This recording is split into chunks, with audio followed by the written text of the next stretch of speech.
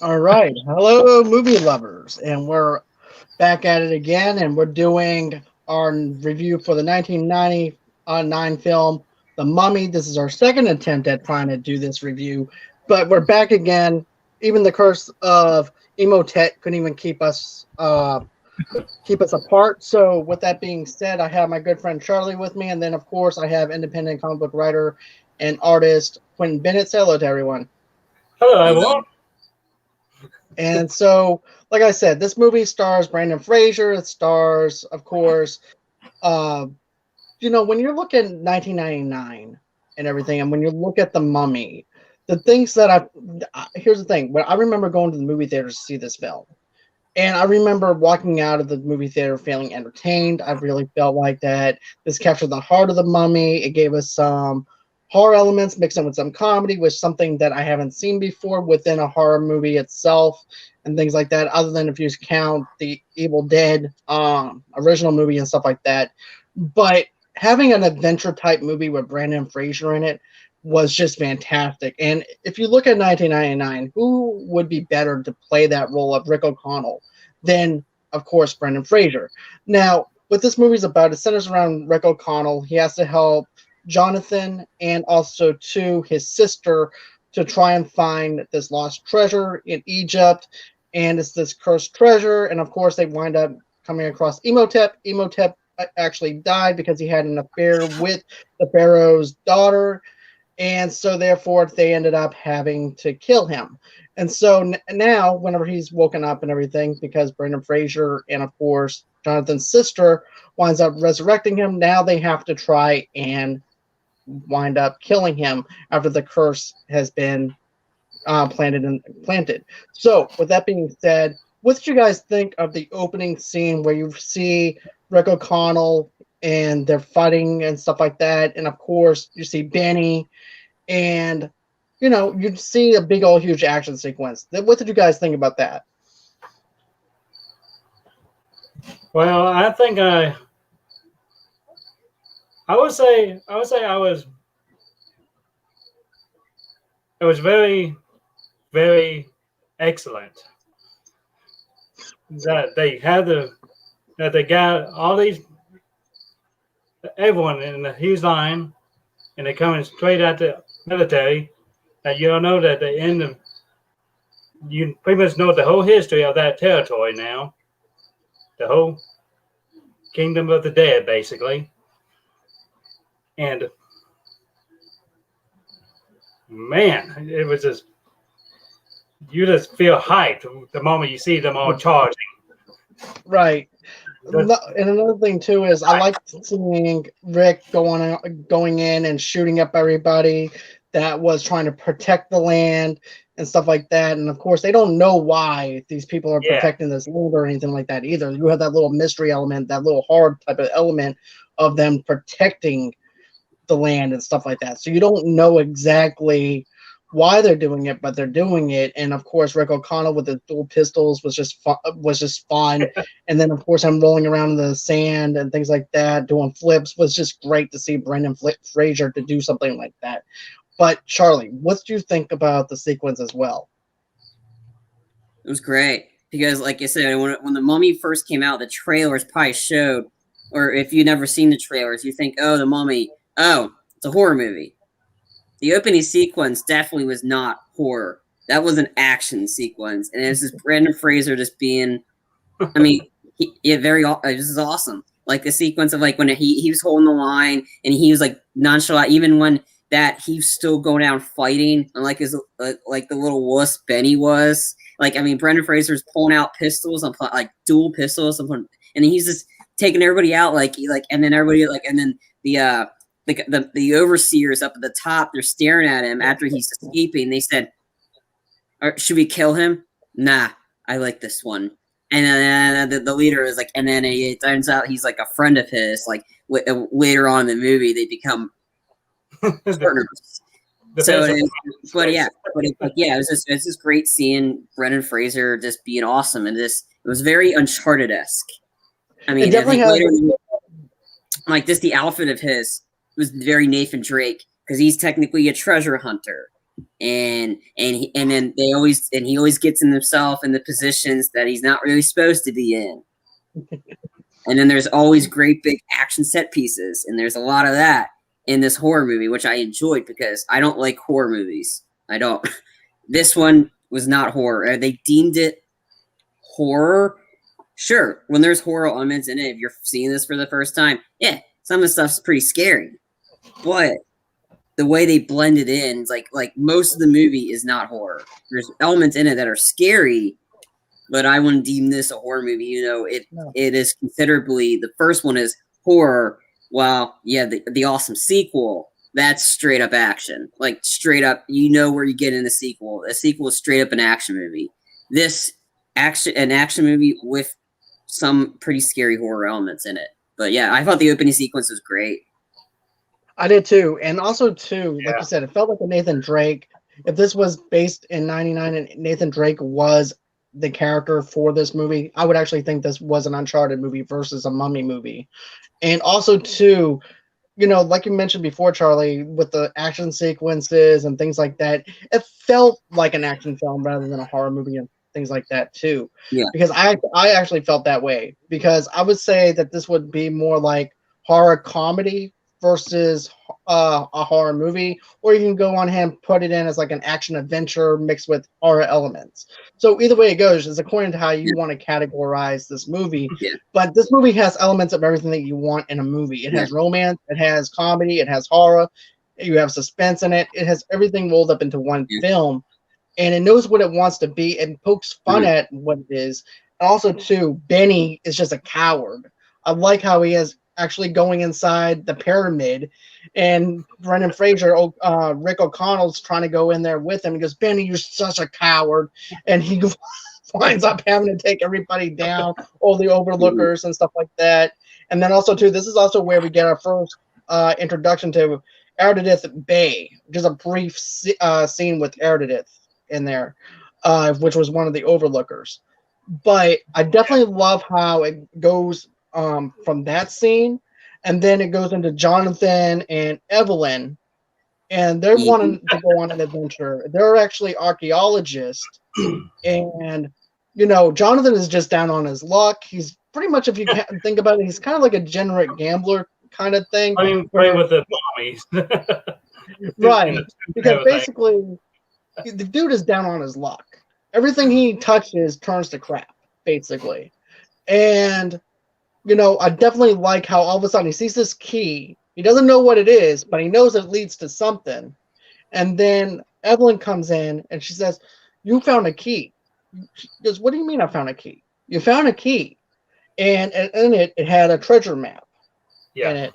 And then, of course, they bring it over to this other archaeologist, and he winds up trying to burn it. And then they try to salvage it and everything. And they said, he goes, "Look, I'm not going to let you guys waste your time trying to find this treasure. Many people years ago tried to find this treasure. I'm not going to let you make the same mistakes that they did." Then, of course, that's when Evelyn and Jonathan decided to seek out somebody that's actually been in this lost land. And then, of course, Brendan Fraser. He's not the Brendan Fraser that we knew when he was taking down the overlookers. Yeah. I'll let you pick this one. Yeah, he's like all wild and everything, got the mustache, beard. He looking like how we look right now. Yeah. John, you did forget the sequence when we first see Evie. She's really a librarian. She's clumsy. Right. She practically destroys the whole set.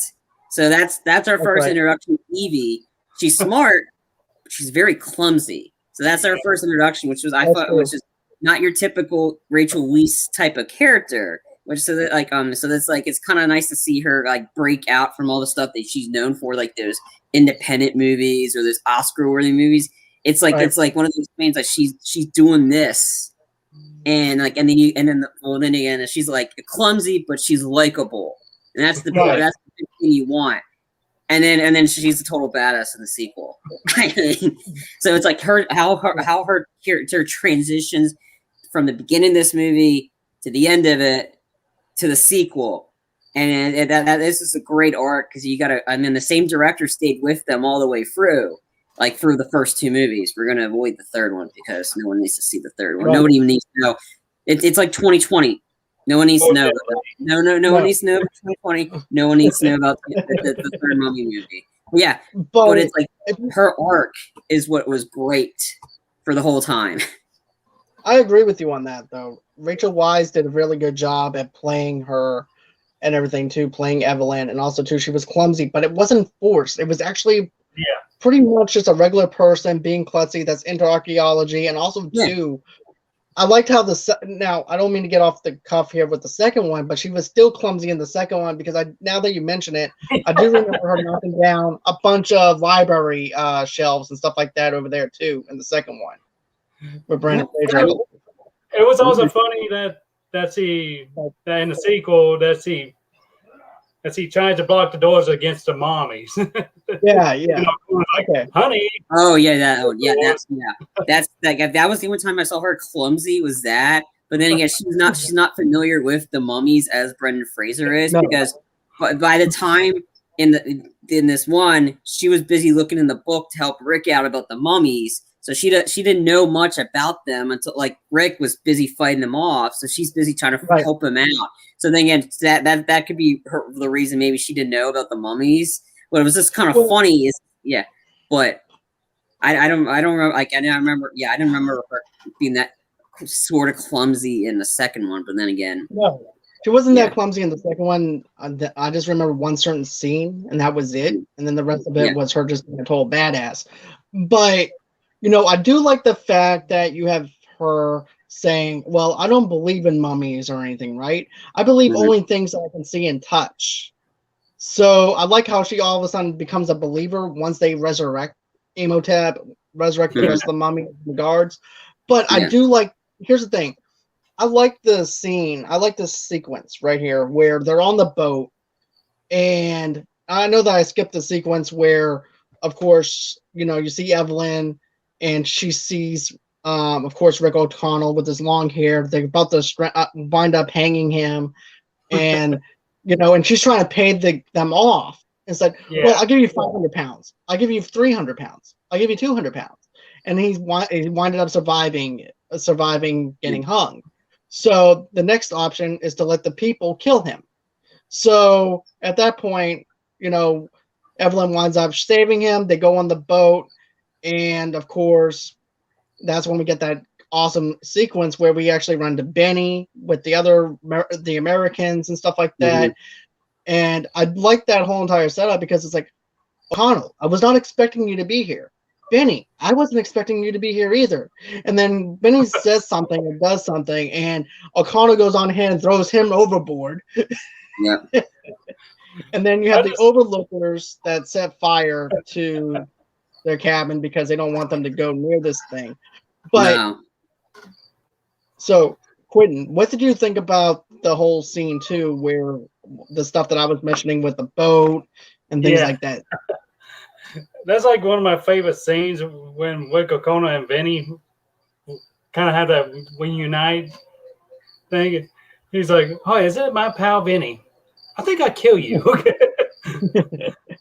He's like, "Think of my children. You don't have any. You don't have to. Someday I might."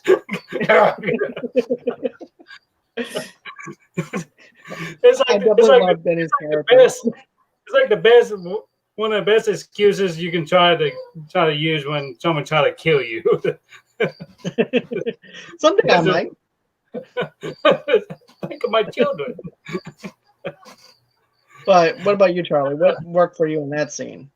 Like I said, that whole sequence was awesome. It was like when Rick sees the Americans and like, oh yeah, and then Jonathan spewing the beans as Jonathan always would. I mean, he just talks a lot. He doesn't know how to shut up.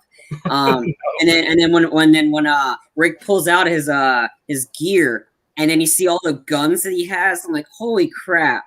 This guy knows how to fight. I mean, like that was really cool to see that. Like him point and then him reloading the guns like it's nothing. And Evie's just all disgusted as she walks off. But it was funny is this because Rick had there was a comment earlier before they got on the boat where it's like after Evie bartered with the guy, saying, all right, 400.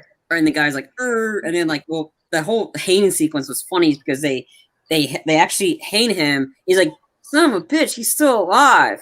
Okay, and like I said, he's like, it didn't kill him. All right, well, and that's and then the comment like about like how as some ugly looking guy was gonna that, and then all of a sudden you see Rick O'Connell come out there, suit, tie, like suit and like suit jacket, clean shaven. Like he actually looked, and then like he didn't look as buff as he did in that one from the opening sequence where he tricks her into kissing him.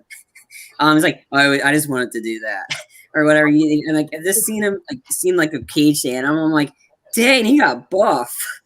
But yeah, and then like that whole ship sequence was awesome. It's another cool action sequence where again Rick pulls out dual pistols and starts going ballistic on all the overseers, and that was like a great sequence. And he's just chucking people off the boat like it was like this nothing. He's like, "Can you swim?" Well, of course I can swim. All right, and he just throws Evie off the bus. Yeah, if I'm given the opportunity to swim, I will. Well, here's the opportunity. Throws her. But I also like the thing where Evie's also in her cabin before they light it up and everything too. It's like, quit thinking of the stupid kiss. Just quit thinking about it. It was just a kiss. It didn't mean nothing. And then all of a sudden she gets attacked by the overseer. Yeah, and then Rick had that inclination, like he had like his own version of spider sense. Like he knew something was bad, so he immediately went in there like guns blazing in a sense. Right. And then of course Denny's on one side of the river, and then you also have Rick on the other. And Denny goes, "Hey, we're on the other side. We're on the right side of the river." And then you have Rick going, "Benny, you're on the wrong side of the river." And yeah, there's a bet. They made a bet. Like Jonathan made a bet on which side was going to get to the which side was going to get to the pyramid first. And I think it was like. I think it was $500, like $500 or something. I forgot the exact amount. It was around that. It was I can't remember. Yeah, I think it was 500. Yeah, and I also like how they use the sun to try and find where the pyramid is, and all of a sudden you see this lost city coming out of nowhere. I thought the special effects kind of work still today. It's just some of the effects on the mummy whenever he's getting first resurrected, it doesn't look that great, to be honest, but anything else looks good. What's that? I have it. I have the 4K version of it, so it looked a lot better with that visually. It looked like whoa, like the picture quality looked a lot better. But okay, it was I was watching on my 4K TV, with HBO Max. Oh, okay. Because I think a lot of it stuff on HBO Max is an upgrade to 4K unless you're of course watching the Warner Brother movies, but. But again, that's just from what I saw. But yeah, and then the race itself was pretty funny. Is that Rick, Evie, and Jonathan? They were on camels. Everybody else on horses, and the guys on the horses, like they're being like, "Oh yeah, we're gonna win this." They have camels. Camels aren't gonna win. They're pretty much downplaying how. Evie Camel was winning the whole race too. Yeah, the camel was great. It's just like Evie and Rick. They're not as. They're very let's just say they're very like underestimated in a sense because they don't think oh Rick's just a former former soldier, he's not that smart. Like Evie, she's just a girl, what does she know? And it turns out they actually know a lot more than those guys did combined. Right. And also too, I want to get to that in a minute because remember the American side and everything too, they mentioned that a little bit too. But what I want to talk about too is the fact that camels can here's the thing, camels carry water basically and everything. Horses get tired out a lot faster, so their logic, the Americans' logic, is totally ass backwards and everything, and their line of thinking. But I definitely like how of course Rick is looking at Evie when and everything when she's paddling the horse and whipping it. He goes, "Ooh," and she's going full on ahead of him, like in Fast and the Furious. Yeah. She's using. Jonathan's just like, "Go Evie, go!"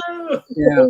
Well, I thought it was funny when they bought after they got off the whole boat sequence where Evie's like, "Where's my clothes?" you threw like when you left my coat. I was like, we'll get new ones.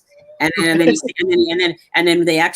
buying the camels, and I forgot how like that sequence. And then Evie comes out, and Rick's like, "Damn." Right, and then also too, another thing he says, we could have got the camels for cheap. All we had to do is give them your sister. Yep. I think they ended up getting the camels for free. I think they got them for free. They didn't have to. I don't think they had to pay for the camels that I remembered. I don't know. Well, I remember Jonathan was paying for the camels because remember using. Yeah, and that's when Rick made the comment with, "Well, all we have to do is just give him your sister, and we'll get him for free." Yeah. But yeah, he was like, "Damn." Yeah. That was before she walked out in that and then the new outfit, and Rick was like, "Oh wow, okay." You know what the old Conan look like? Yep. Right. But then, of course, they wind up getting there to the Lost City finally, and then they're camping out. But the thing that I liked was when the Americans said, "They must know something that we don't know." Clearly. And so that's something that I really liked was they're acknowledging the fact that Evie is over there. What he said was they are being led by a woman. What does a woman know? And she's like telling them what the name of the gods and everything. And what to be underneath the pyramid. I mean, underneath the statue. And it was a good transition of the scene. It's showing that he's full of crap. And I like that though. I mean, I like that part. And then of course, that's when they get threatened by the Overseekers and everything too, telling them that they have until tomorrow to leave. Of course, they don't leave, and then that's when they enter in the pyramid. Yeah, and I'm glad that they didn't. Wasn't there an action? Wasn't there when the Overseers attack? That was another cool action sequence where we see Rick just being Rick, and then I think then Evie killed somebody too. I think that was her first one. It was either that sequence or it was later on. I forgot. She was drunk in that scene. Oh yeah. Because she was drunk and she's like, "All right, Mr. O'Connell, you might be thinking this, but I'm a librarian." And it's just even when she was drunk, she was able to do coherent sentences, so she knows how to handle her liquor in a sense. I also like it too when you have Jonathan that's also drunk too, and he's over there drinking and he's shooting people too. Oh yeah. You see Vanny coming in, stealing his drink, and I mean, they're definitely setting up a lot. It's more of the action comedy was from like the beginning on. Now this is where we get the little tonal switch a little bit when they enter the pyramid about the horror elements. Again, when it's horror, there's some pretty scary stuff and pretty like if you haven't seen this movie before, then there's some scary stuff like these type of creatures. Yeah, you know what? Go on ahead, Quinton. Yeah, the part of the scene that got me when I was a kid was seeing a scab entering that guy's body. Yeah. Oh yeah. See it just slowly going up to his brain, and I was like, ooh. Yeah. Because I grew up in the countryside, and all I see is ticks all the time, and seeing that makes me all itchy and everything. Same here, though. I'm going to be honest with you. I was thinking of roaches for some reason and coming up through my body like that and things like that. And it just made me, every time I see that sequence, it actually gives me goosebumps and also makes me feel uncomfortable, which is actually what a horror movie is supposed to do. But the guy thought that those were actually gold, and everything. It was taking them off the wall. He was calling them gold beetles or something like that. Or blue gold. He thought they were gold beetles, but they were in hibernating state. Yeah. For a guy that couldn't barter, what makes you think he was going to be able to make the right decision in that sequence? I mean, again, this is like one of the various horror elements. Like, don't touch anything or don't do anything in this one area. Yeah, and don't touch anything with Beatles and with the painting like doing this. Yeah. Right. John, what did you want to talk about before we got to the sequence? Yeah, you said you had something before. Yeah. Yeah, I was just going to say this. I'm just glad that they didn't go straight into the pyramid as soon as they got there. I'm glad that they gave us some time to get to know the characters a little bit. It makes you feel like they are actually on this adventure with them, like you're camping out with them, and the Overseekers are about to attack you too. So I definitely like the fact that they waited until the next day to enter in the pyramid, because I feel like if they went on ahead and just went into the pyramid and everything else, it would have been rushed. And I'm glad that they took time to develop. So I definitely love the scene that Quinton was talking about. I also liked that, and then of course, you know, when we actually get into the meat and grind of this whole entire thing, where they find the they think that they're going to come up above where the statues and everything is, and things like that, but instead they wind up finding the book underneath, above them. Yeah. And meanwhile, you actually have the Americans that are digging through a wall, I think. And then, of course, that's when this dust comes out of nowhere and everything, and pretty much, it's like acid. Yep. Yeah. Again, it proves that they're not really before they got to the sequence. All of them, like you see, like you don't know what time each one entered the tunnel. You mainly you're following the main three heroes, and they're the main characters everybody cares about. And you see them listen, and then all of a sudden, the other guys show up, and they all have their guns pointed at each other. And Evie's like, "Boys, boys, boys, we can share this area. We're gonna go this way." And he's like Evie, and he's staring at Evie. What are you talking about? So Evie's kind of telling him, "Ignore them. I know where we're going. So follow me." So that's what they do, and then because you see on the American side, the idiot Barter decided to go ahead and scab to death in a sense, because and then you have him, then you have the other guys, and then you have the let's open the wall. No, don't open the wall. And then as soon as they open the wall, the soldiers that are with them all die because there's some acid, and then they're busy digging. And what do you know? They find the four, like they think is gold, and it's in this box, but it's not.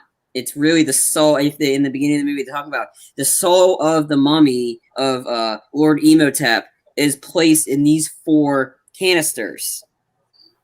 Being the Americans, how stupid they are, they think it's gold, and like, yeah, we're gonna keep it. And then on top of that, that's where they find the book of the dead.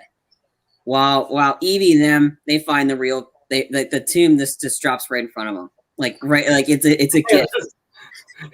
Johnson was playing golf. But yeah, I thought that was actually pretty funny though. All of a sudden, it just lands on their lap, pretty much. Yeah, and. And then of course you wind up having this one person who steals a piece of the treasure and things like that. And of course, they don't know that Evie has the key or anything like that to unlock the book. Mm-hmm. So you have the same guy who stole the treasure, who also stole the book, holding on to it tightly and everything during the night, making sure no one touches it. And then Rick comes out of nowhere. No. Evie comes out of nowhere and takes the book. Mm-hmm. And then that's when Rick winds up calling her out on it. Catch it. And he's like, Rick goes, that's considered stealing, right? And she's like, no, more like borrowing. And he's like, no, that's more like stealing. And of course, immediately, obviously, that guy wasn't very fast asleep, because as soon as Evie opened the book, because she's kind of clumsy. She's interested, but she's clumsy. She's like, oh, okay, I'm gonna go ahead and open the book. It's like it's another in the horror element. It's like, yeah, you find this creepy book, don't open it. Like the Evil Dead movies. See the book, don't open it. What are they gonna do? They're gonna open it. And then as soon as she opens it, the guy wakes up. No, what are you doing? Well, the guy shouldn't have been asleep. Right, but also too, I just like the part from the, right when she opened the book, you get that this mysterious gust of wind. Oh yeah, and Coca-Cola calls it out like, That seemed to happen a lot around here. Yeah. And then, But yeah. and then, I just that's and then, some then the overseers breaking show out up. there And anyway. you guys, then the overseers show up and like, you guys need to leave. Or no, that wasn't after. That's no. That's after they go back into the Yeah, pyramid. they go back in the tomb. They were getting chased by hundreds and thousands of scab beetles. Oh yeah, they get chased by those. Yeah, And you see people getting mauled to dried up mummies.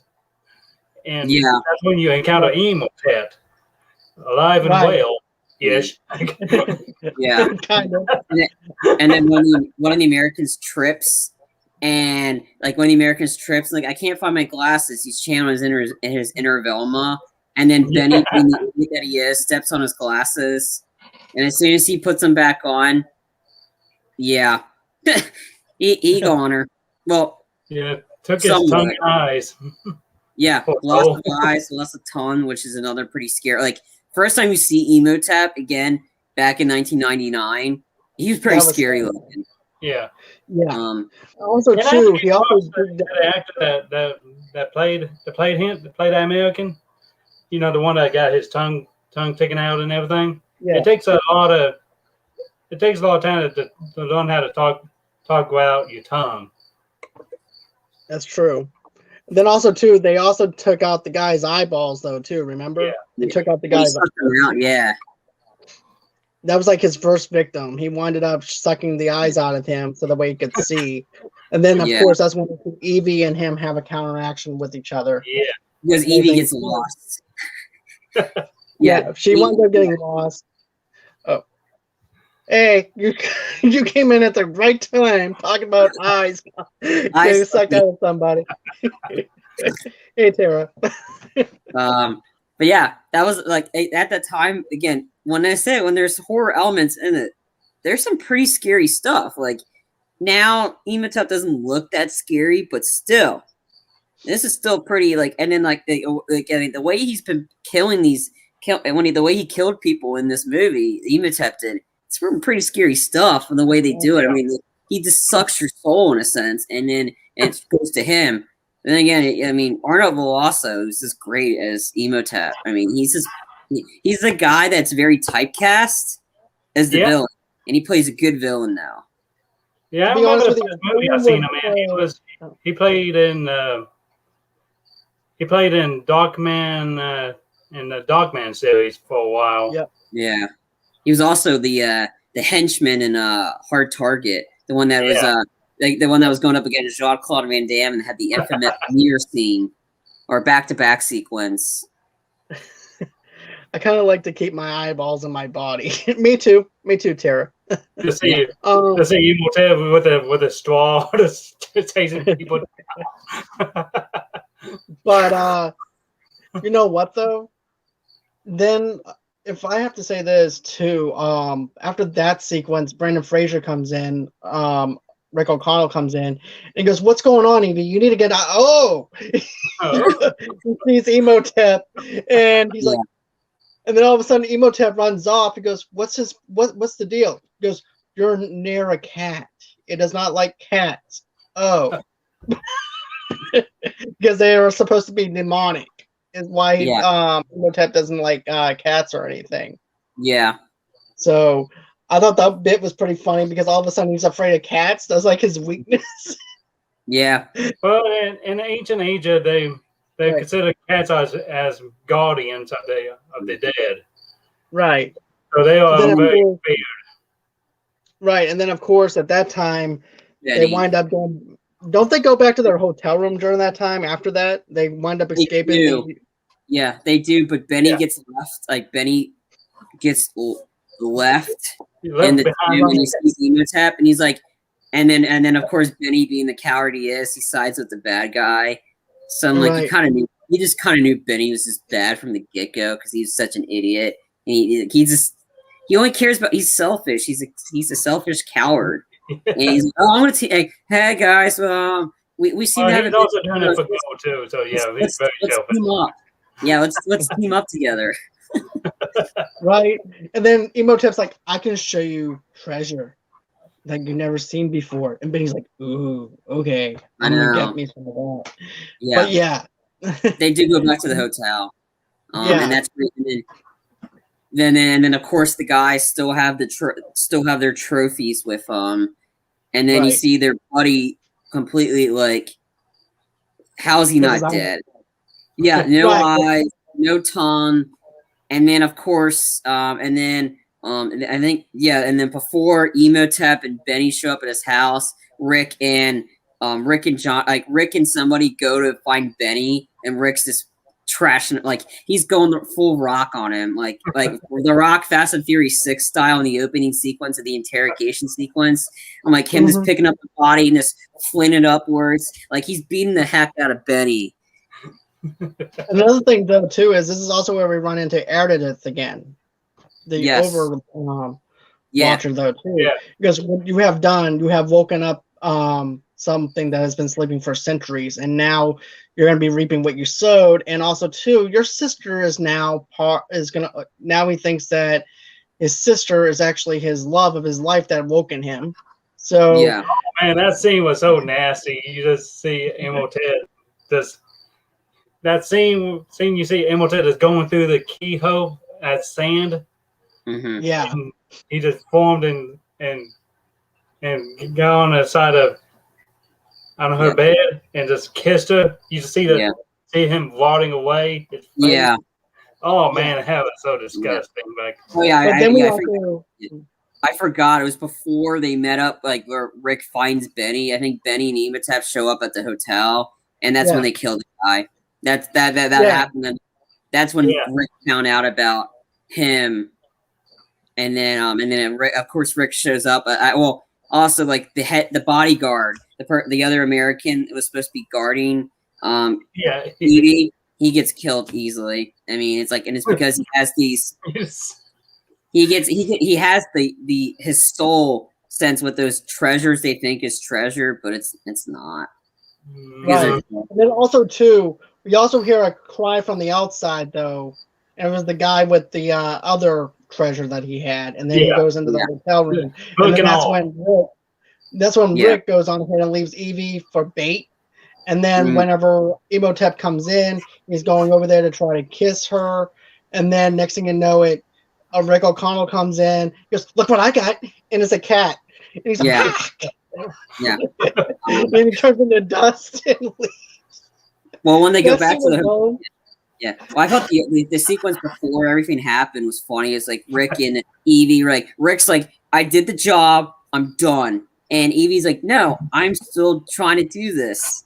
And then wait, did they meet with the her boss yet, or is that afterwards? When they found out he was working with a Hijai. Yeah, that's right. And that's why we know his indication of destroying that map. It's because he didn't want, because he's part of that group. He didn't want anybody finding it. And and then remember, Rick also said this. Yeah. Look, we need to leave. Unless you want to save the world, we got to leave. Yeah. And then at that point, you see asteroids coming down, fire coming down. All hell is just breaking loose up over there. You get the eclipse and it's like the stages of the plague, in a sense. That was what's happening. Raining fog, stuff like that. That was happening. And then and of course after they find they save Evie, they go to they all team up and go to the library so Evie can find out the location of the book of the book of the living, or sense. Right. Yeah. To stop Emotep. And then, of course, that's when they have to go back over to the. I'm just going to call it the Land of the Lost, even though that's a dinosaur-based TV show. But they go into the Land of the Dead, I guess you can call it. I watch that. So they go back over there, and so at that point, that's right. Here's the thing. Emotep takes Evie. Yeah, like some of this humongous, like turn everyone in the whole city into zombies, basically. Yeah, it was the whole zombie sequence, the emo tap. Yeah, so before Jonathan. before she was taken, I thought that sequence was kind of funny. Is when Rick's like, "Hey Evie, you might want to hurry up. Just give me 2 minutes." You don't got 2 minutes because they're storing. And then that was a pretty cool action sequence. Them driving through, and then they're like, and they stop the car, decide, floor it, and they floor it, and they start running over people, which I thought that was kind of funny. But I want to get to a funny story regarding the Emotep people. So I was at a convention, and it was like in the harbor in the National Harbor in Maryland called MagFest. And my brother and I were there at the event, and when we were leaving, I hear this chant. People were chanting Emotep.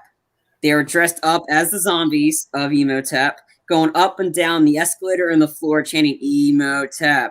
Somebody was dressed up as Emotep while also holding the picture of Arnold Velasco's character from The Mummy as everybody's walking through the convention chanting Emotep. Again, I thought that was hysterical. My brother, I'm like, wow, that's again, that was a funny story because wow, this is in 2020, and people are still talking about The Mummy, the Brendan Fraser one, which I thought that was pretty cool. But it was just hilarious seeing everybody dressed up, and then people were jumping in on the crowd, like jumping in on with them to chant Emotep. Again, I thought that was pretty funny. Yeah, that was good. That is good.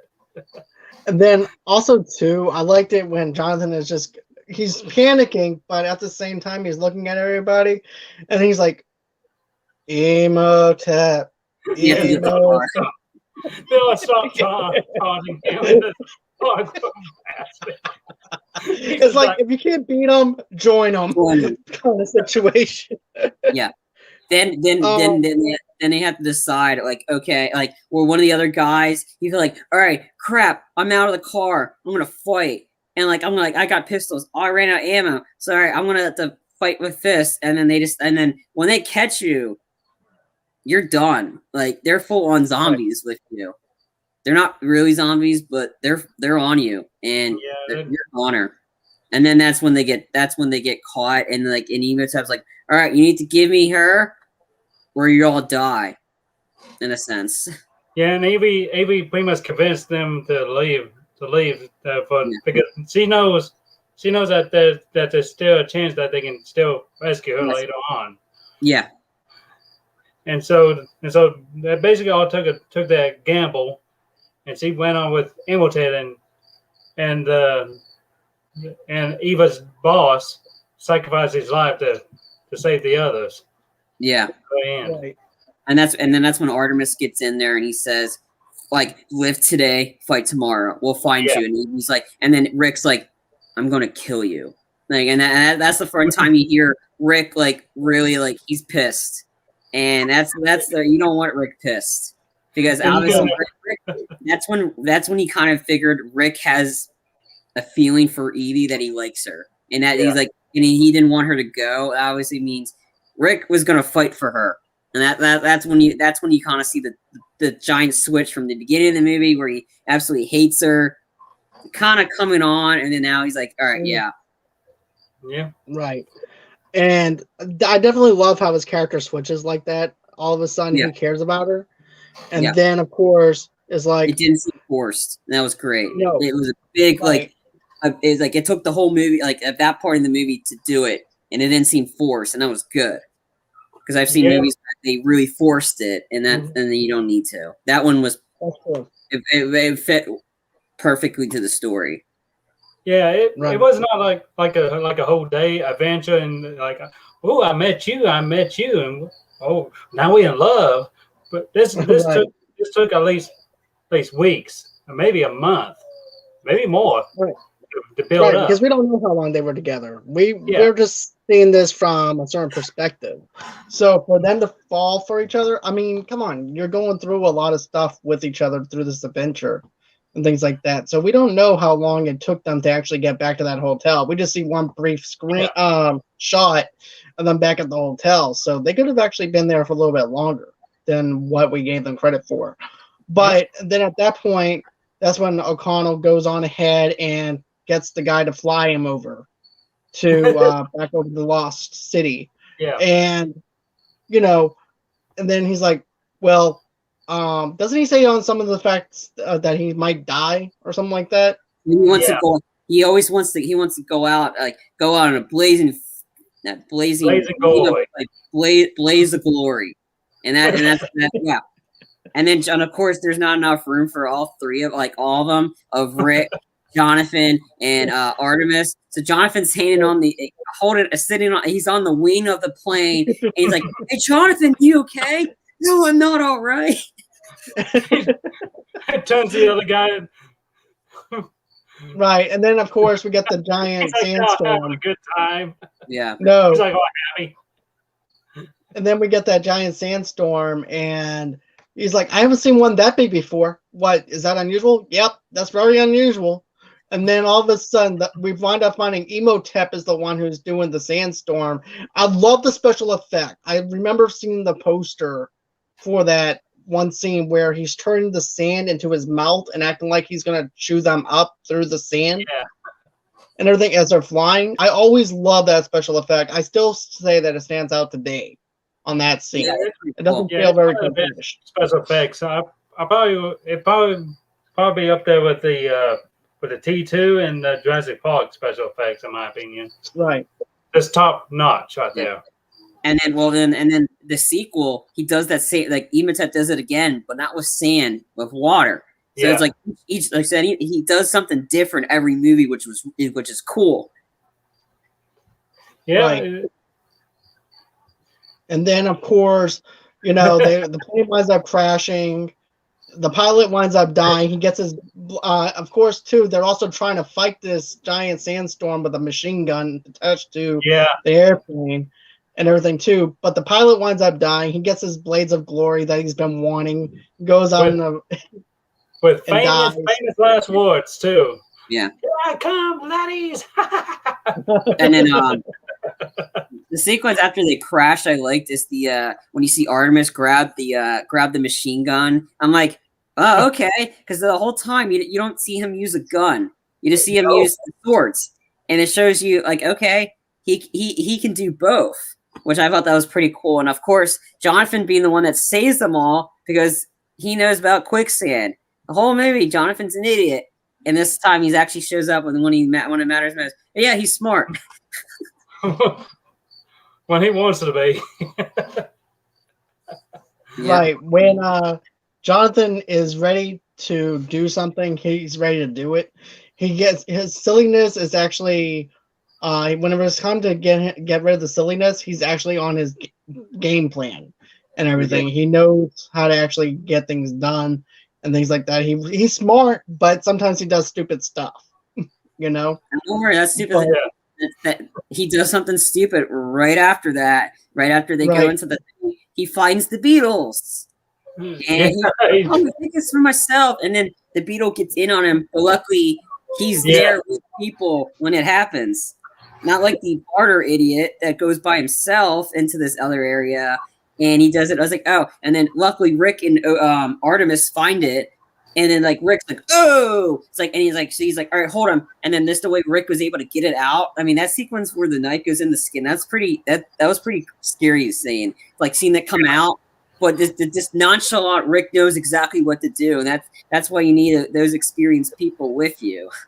That's why you need a Rick O'Connell with you when you're going treasure hunting. Played off very well, and letting the villain know that you were there too. Yeah, true.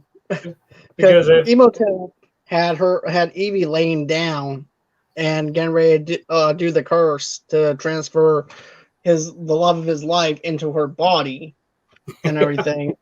And all of a sudden that winds up happening, and Imhotep realizes that somebody's there inside the cave. Time to summon the mummy henchmen. Yeah. Yeah. Not Jonathan ones, but the zombie idiot ones. I just love that scene. They're all like coming out of the ground and everything. Yeah. And I like my favorite scene is when one of the zombie ones were about to hit O'Connell with a giant block. So O'Connell goes on ahead and just takes his sword and just cuts the zombie's legs off and everything, causing the zombie to go backwards, and the blood winds up. The zombie's face was priceless too. He's like, yeah, that was all after when they when the mummies start showing up, and then you have the big shootout or whatever, like Rick and them, and then you see them throwing dynamite like crazy. Like, where did you get dynamite? And then you seeing them doing their own mummy Wilhelm scream, and then they realize there's too many in Artemis.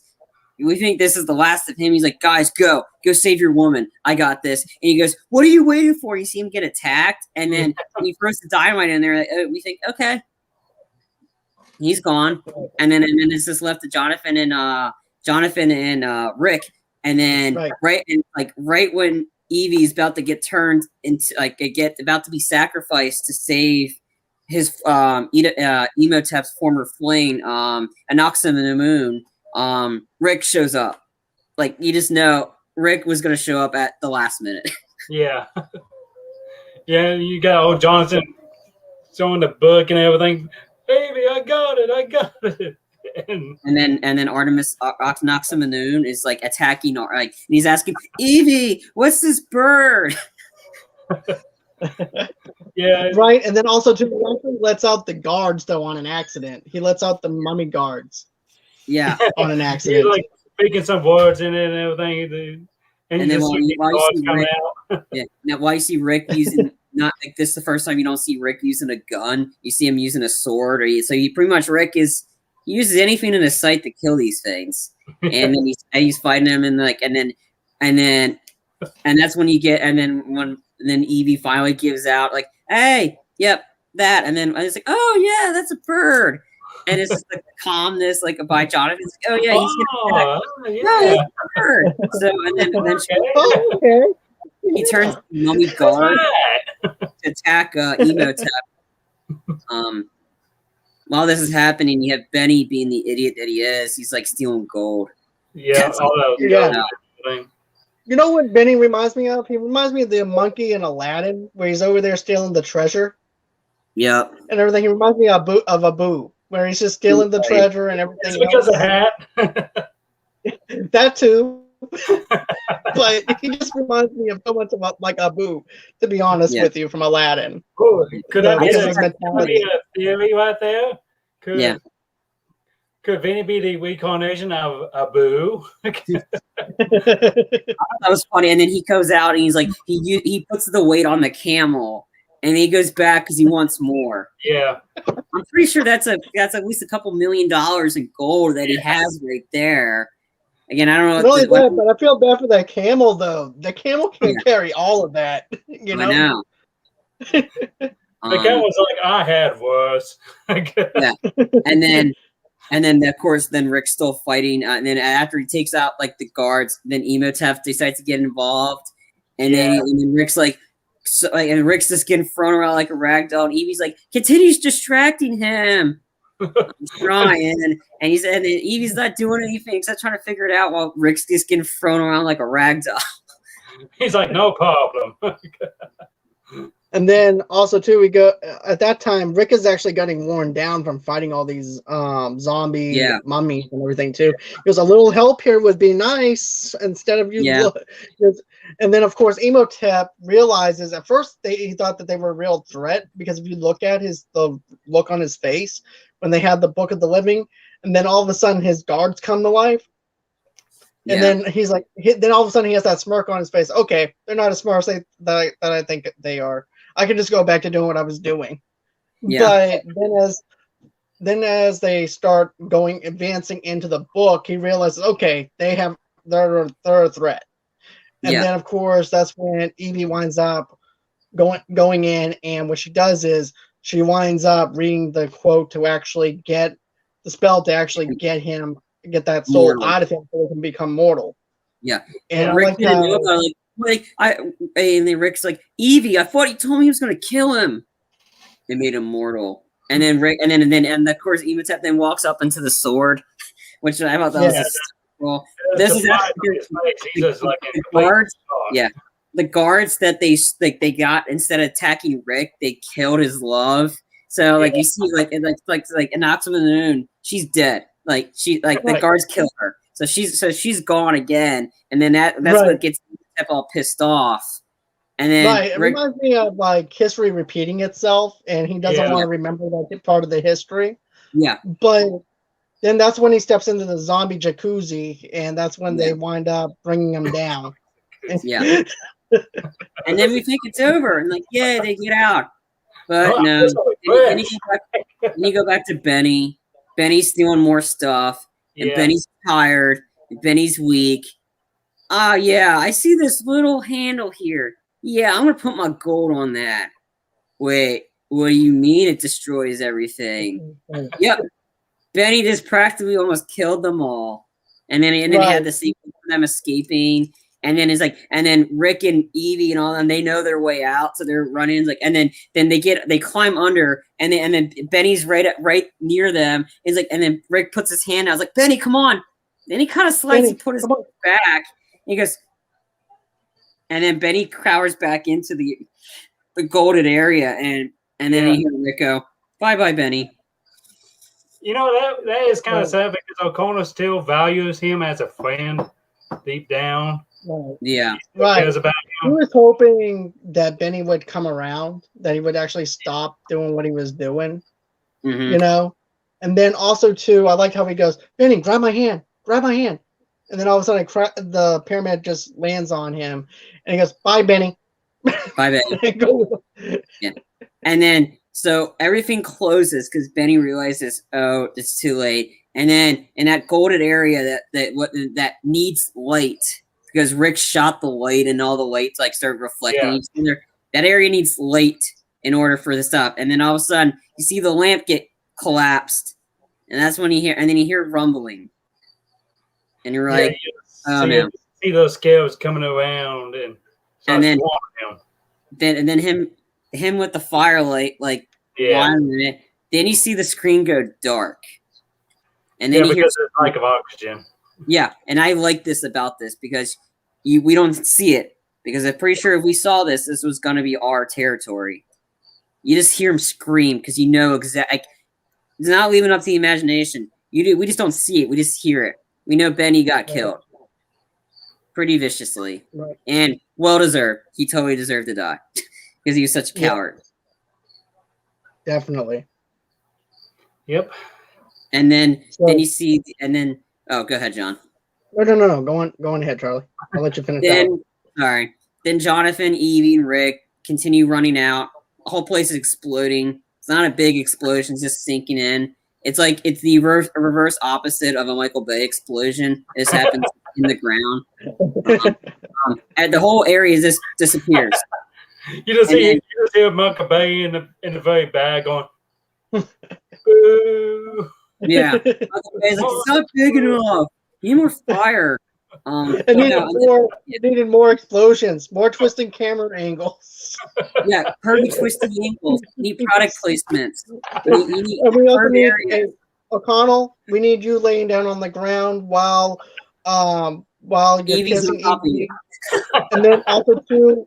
Okay, that looks great right there. Okay, you know what we need now? We need Linkin Park playing in the background. Yeah, we need Linkin Park.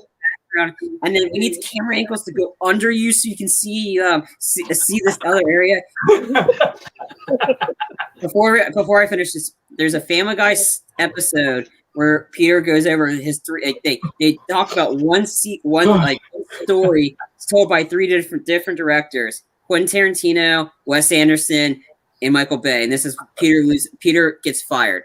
Michael Bay's one is hysterical. It's like the camera angle's going crazy. You have like just all the Michael explosions, camera angles that go cut, like so chaotic you don't know what's going on. Transformers. Michael Bay, like in the background. Yeah, it's a funny episode of Family Guy. But yeah, so besides that, Evie, Rick, and Jonathan, they escape. They get on the camels, and then lo and behold, Artemis is alive. He's somehow we didn't see him die, so he's alive. And he shows up. And okay. Like come out of nowhere, touch Jonathan. Ah! But no, what I was going to say was this though. I thought that this movie was very well put together. Like I said earlier, I thought that no wonder why they wanted to make a sequel out of this, because thinking about over amount of money that it made off the budget that it had.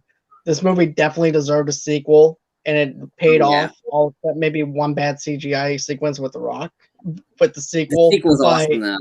Sequels like if you want a true hardcore, like a big action movie with little horror elements or practically none, the sequel is where to go. The sequel was my favorite out of the series because it's just so good, and then we get to learn more of Evie because we don't know her, like, and then you get to learn about her back history. So there's a lot more stuff you get to learn in the sequel while also having like straight up action sequences. And then the end, it was like Jonathan's complaining, God, we left this area of gold and we have nothing to behold. And then Rick's like, well, I'm not leaving empty-handed. And he looks at it and he's like, it was like a nice little like line to Evie, and they start making out. Jonathan's like, oh, come on. And then the camera zooms out on the camel because the camel has the gold with him. So practically, Betty gave them the gold because Betty's Betty's the idiot that he is. He the camels that had the gold were the ones that Evie and Rick and Jonathan all left, and Jonathan's complaining about no gold. There's a big bag of it. Hence, probably why they're able to afford that mansion in the sequel. Right. All thanks to Benny. All thanks to Benny. Yeah. Benny's parting gift, in a sense. But yeah, so that's how it ends, and it was great because these are the three characters you like the most in the whole movie. They're the ones that survived it because they know not to do well. They're the last people that should be involved in any tomb because you know something bad's going to happen because they start it, but they're able to fix it at the end. But yeah, I agree, John. This is a well put movie. It was like I haven't watched the whole movie in a long time. I've seen it before. I mean, I watched this as a kid. It was like my dad rented it from Blockbuster, and then he also rented The Matrix afterwards. So I was able to watch The Mummy, but I don't remember it at the time. And then of course The Matrix happened, and I just forgot about The Mummy. But yeah, I'll have to say this. I mean, I'm glad I got a chance to revisit The Mummy. I haven't seen it since VHS. Yeah. So I do appreciate Quinton picking out the movie and everything for us to watch because I'm glad that you picked that one out because I really enjoyed it. It reminded me of me going back to the movie theaters again with my mom and everything, and watching this and everything. So, I gave it had that moment. In my review, I gave it 8.5 out of 10. I forgot out of 5 where that is. Could be a 4.75 or something. I don't know. Or it's close. It's an 8.5. It's solid. It's a great movie. Like, you can just pick it up and it's entertaining, and it still holds up in 2021. I mean, it still holds up. The sequel, again, I like that better because that one's more geared towards me. This one still had a lot of great action sequences. That's understandable. And then the sequel's is awesome. That's a solid 9, but that's for another review. But yeah, that's a great movie. Spoiler alert. Yeah. Yeah, I really love the movies, and I think Universal Studios should have took big notes about this when they wanted to do that MonsterVerse series. Right. You see, I wouldn't have minded if they went on ahead to straight up horror, but they don't even know what they were trying to do with this universe. With this one, they knew exactly what they were establishing. They understood the audience that it was geared towards. They knew what this movie was. What the cinematic shared universe that they were trying to do, it was like, hey, you know what everybody has nowadays? A shared universe. Or you know what they have nowadays? They have a franchise. So you know what we need to do? We need to make a shared universe and a franchise out of these classic monsters, which I was actually excited about because of the fact that I said, we're going to go back to the roots of who these characters are. We're going to make them horror. We're going to make them scary. I'm like, yes, yes. Then all of a sudden they give us Dracula Untold. And I wish they didn't tell us that story. And then they gave us the Mummy reboot and everything, which I didn't see. I actually did like the Wolfman. I didn't see the Wolfman. I did see that one in 2010, but that was before they were doing the shared universe thing that they were doing. Yeah, good point. Sean Knowles and I worked at the theater when we had that movie. I remember having working when we had that movie. I think like The Mummy is entertaining. Like there's elements of the 2017 one of Tom Cruise that I liked. Like the opening sequence was cool. It's a cool action sequence where you get to meet Tom Cruise and Jake Johnson. The whole plane sequence is phenomenal. Like in terms of the stunt work. Right. Because Tom Cruise, just the trailer for that. Yeah. Here's the thing: I never saw the movie, but the trailer alone, and I said this in my trailer review back whenever I first saw the trailer. I said I love the sequence with the plane. That was what made me want to go out and see it. Yeah. And then I'm like, there's other movies I want to see. I don't really want to watch this movie, so therefore I didn't go out and see it. And I said, I'll catch this later on, which I never caught later on. Some of the special effects in it were cool. Like, when Tom Cruise is in it, there's going to be like the plane sequence, the behind the scenes is awesome. How they took out a whole plane, they used the plane, they had it in the sky, and they decked out the plane with the set while in the sky, and that's how they filmed it. That sequence was awesome.